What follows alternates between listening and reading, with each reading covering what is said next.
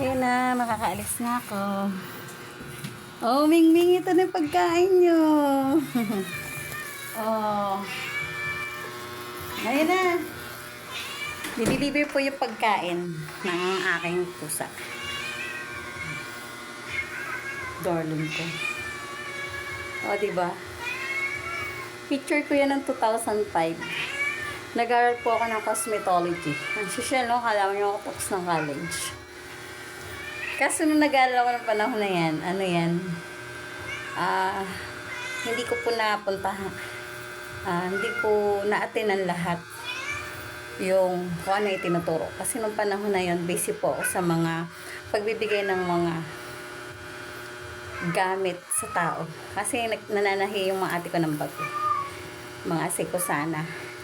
Yung paninda sa SM. Ako po yung nagbibigay. Kasi trimmer po ako dati. Trimmer na revisor pa.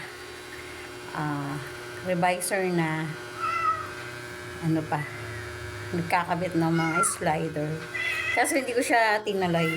Nag-focus ako sa manicure, sa cosmetology. Nag-aaral kasi nila ako. Ayan, nandito na tuloy utak ko. Kaya hindi ko tuloy pinakosa ng pananahi ng mga bag. Ayan, nagkikiyawa na yung pusa ko. Kasi nakita na yung pagkain. Ayan, nasa-service tayo. O, ito na. Ito na po. Ito na. Oo. Ito na, bago ako umalis. Oo.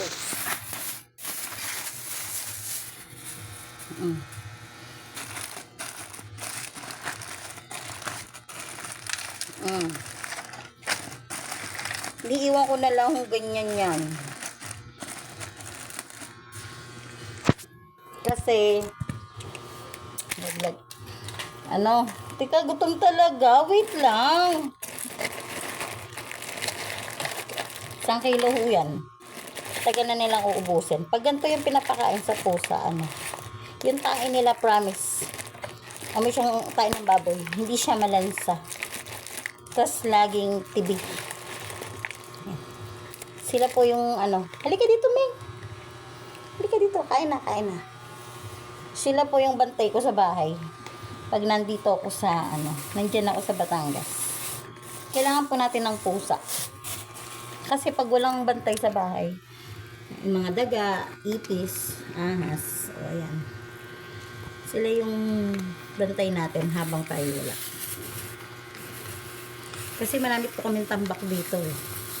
Siyempre, ang bahay ho, pag walang nakatira, titirahan yan ng anumang elemento at sana yung ahas na elemento.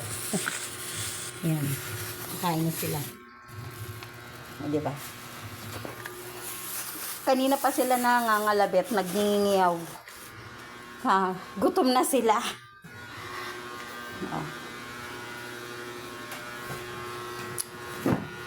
Alis na naman tayo. Inaantok pa ako.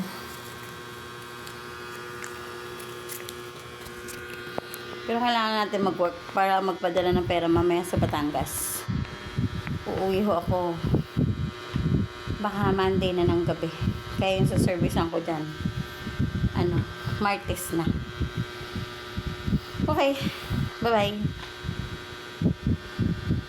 Ang ganap natin ay manicure. Pero mamaya, chat ko yung customer ko sa massage kung kaya pa. Kung antabayan ako muna, may naka-schedule. Minsan kasi ang isa ay dumadami. Kaya hindi ako nag-chat na, pupuntahan kita. Obserbahan mo muna natin yung sarili. Pakiramdaman muna natin. Kasi, syempre, magagalit yung mga client. Ganun. Okay. Bye-bye. Teka, ngayon ay March 30. Ay, March 29. Ayun. Hinihingil ako. Kaya ako na mag-diet. Okay, bye-bye. Service na naman ako. Naka-ready na ako.